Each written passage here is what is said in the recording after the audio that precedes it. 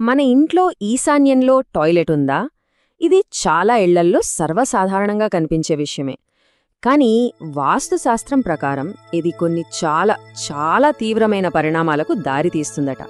అస్సలు ఎందుకు? ఈ నమ్మకం వెనుక ఉన్న కారణాలు ఏంటి? దాని ప్రభావాలు నిజంగా ఎలా ఉంటాయి? రండి, ఈరోజు దీని గురించి కొంచెం లోతుగా తెలుసుకుందాం. కొన్నిసార్లు మనకనిపిస్తుంది ఇంట్లో అంతా బాగానే ఉన్నట్టుంటుంది, కాని ఏదో తెలియని అశాంతి, తీవ్రమైన తలనొప్పులు, మతిమరుపు ఇలాంటివి తరచూ వేధిస్తుంటాయి. అసలు కారణం మనం ఉండే ఇంట్లోనే ఉండొచ్చు అని ఎప్పుడైనా ఆలోచించారా? అవును, కొన్ని వాస్తు సిద్ధాంతాల ప్రకారం కొన్ని ఆరోగ్య సమస్యలకు కారణం మన ఇల్లే కావచ్చు. సరే, ఇంతకీ ఈశాన్యంలో టాయిలెట్ ఉంటే సమస్య ఏంటి?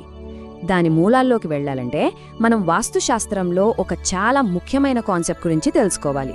అదే వాస్తుపురుషుడు. వాస్తుపురుషుడు అంటే ఏంటంటే, మన ఇల్లు కేవలం ఇటుకలు, సిమెంటుతో కట్టిన ఒక నిర్జీవమైన కట్టడం కాదు. వాస్తుశాస్త్రం ప్రకారం అదొక సజీవమైన శక్తి స్వరూపం. ఆ జీవశక్తినే వాస్తుపురుషుడు అని పిలుస్తారు. మన ఇంటిని ఆ వాస్తుపురుషుడి శరీరంగా భావిస్తే ఇంట్లోని ప్రతి దిక్కు ఆయన శరీరంలోని ఒక్కో భాగాన్ని సూచిస్తుందన్నమాట. మరి ఆ వాస్తుపురుషుడి శరీరంలో అత్యంత కీలకమైన భాగం ఏది? అదే ఈశాన్య మూల. ఎందుకంటే అది వాస్తుపురుషుడి తల, ఆయన మెదడు ఉండే ప్రదేశం.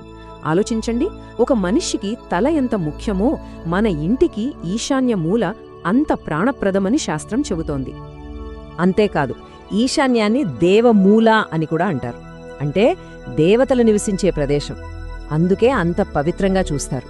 మొత్తం విశ్వం నుంచి వచ్చే పాజిటివ్ ఎనర్జీ, అదే ప్రాణశక్తి, అంతా మన ఇంట్లోకి ప్రవేశించేది ఈ ఈశాన్యం గుండానే.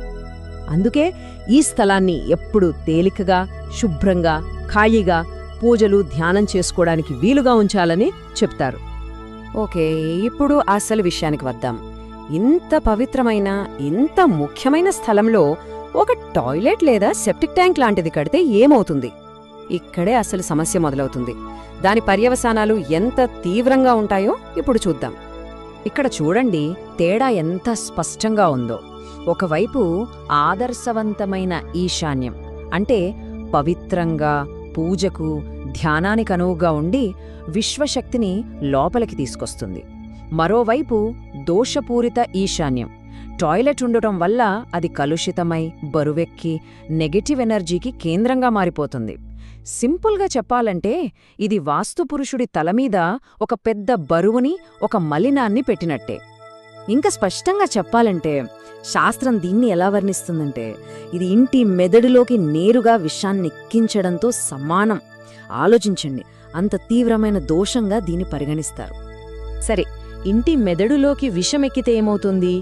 సహజంగానే దాని ప్రభావం మొదట ఇంట్లో నివసించే వారి మెదడుపైనే పడుతుంది.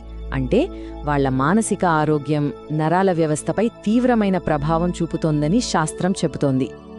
ఆ ప్రభావాలు ఎలా ఉండొచ్చంటే, సాధారణంగా కనిపించే దీర్ఘకాలిక మైగ్రేన్లు, మానసిక ఒత్తిడి, డిప్రెషన్ నుంచి మొదలుపెట్టి మతిమరుపు అంటే అల్జైమర్స్ లాంటివి, ఆలోచన శక్తి తగ్గిపోవడం, ఇంకా చెప్పాలంటే బ్రెయిన్ ట్యూమర్లు, బ్రెయిన్ క్యాన్సర్, చివరికి సంతానలేమి సమస్యల వరకు దారి తీయొచ్చని హెచ్చరిస్తున్నారు. వీటన్నింటికీ మూల కారణమొకటే, వాస్తుపురుషుడి తలభాగంలో ఆ దోషం ఉండటమే. అయ్యో, ఈ సమస్య కేవలం ఆరోగ్యంతోనే ఆగిపోదు. అది కేవలం ఆరంభం మాత్రమే. ఈ దోషం యొక్క ప్రభావం ఒక కుటుంబం యొక్క ఆర్థిక పరిస్థితిని, వాళ్ల సంబంధాలను కూడా పూర్తిగా చిన్నాభిన్నం చేస్తుందని నమ్ముతారు. ఎలాగంటారా? చూడండి, పాజిటివ్ ఎనర్జీ, సంపద ఇంట్లోకి రావాల్సిన ప్రధాన ద్వారం ఈశాన్యం. ఆ ద్వారమే అపవిత్రంగా ఉంటే సంపదకు అధిదేవత అయిన లక్ష్మీదేవి ఆ ఇంటి గుమ్మం దగ్గరికే వచ్చి ఆ అపవిత్రతను చూసి వెనుదిరిగి వెళ్ళిపోతుందట. ఇది చాలా బలమైన నమ్మకం. దాని ఫలితమే వ్యాపారాల్లో ఊహించని నష్టాలు రావడం, ఎంత కష్టపడి సంపాదించినా చేతిలో డబ్బు నిలవకపోవడం, వచ్చినట్టే వచ్చి ఖర్చయిపోవడం, ఇలాంటివి జరుగుతాయి.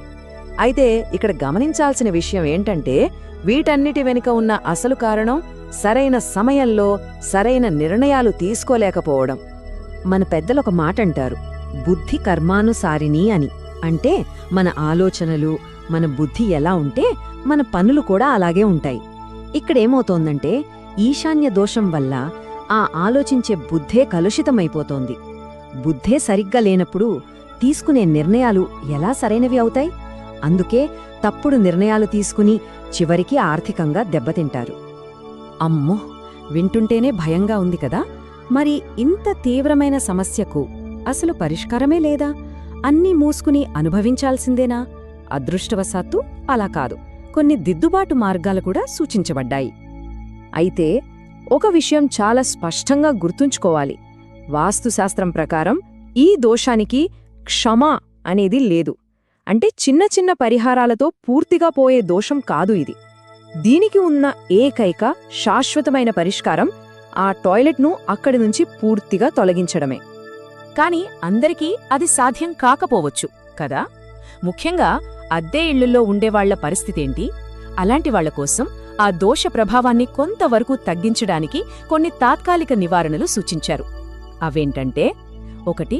ఒక గాజు గిన్నెలో కళ్ళుప్పు పోసి బాత్రూంలో పెట్టాలి. అది నెగటివ్ ఎనర్జీని లాక్కుంటుంది. దాన్ని ప్రతివారం మారుస్తూ ఉండాలి. 2. గోడలకు లేత నీలం రంగు వేయడం మంచిది. ఎరుపు రంగు అస్సలు వాడొద్దు. ఇక 3వది చాలా ముఖ్యమైనది, బాత్రూం తలుపును ఎల్లప్పుడూ మూసి ఉంచాలి. ఇదంతా విన్న తర్వాత ఒక ప్రశ్న తలెత్తుతుంది. కేవలం ఇంట్లో ఒక గది తప్పుచోట ఉండటం ఒక కుటుంబం యొక్క ఆరోగ్యాన్ని, ఆర్థిక పరిస్థితిని, చివరికి వాళ్ల భవిష్యత్తునే మార్చేయగలదా? ఇది కేవలం తరతరాలుగా వస్తున్న నమ్మకమా? లేక దీని వెనుక మనకు అందని ఏదైనా శాస్త్రీయత దాగి ఉందా? ఈ విషయం మనందర్నీ ఆలోచింపజేసేది.